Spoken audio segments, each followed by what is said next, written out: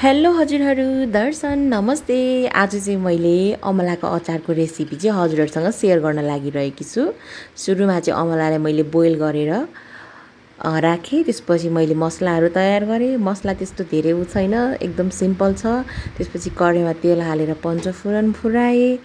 त्यसपछि फुरिसकेपछि मैले चाहिँ हरियो खुर्सानी हालेँ, सुकेको खुर्सानी हालेकी छुइनँ। हरियो खुर्सानी यत्तिको फ्राई भइसकेपछि यसमा मैले लसुन अदुवाको टुक्राहरू काटेको थियो त्यो पनि हालेँ। त्यसपछि यत्तिको भइसकेपछि मैले यसमा नुन, बेसार, थोरै जिराको धुलो र अघिनेको मसलाहरू पनि हालेँ। त्यसपछि फेरि मैले त्यो मसला सबै भुटिसकेपछि मैले अमला हालेर चाहिँ यसरी चलाएँ।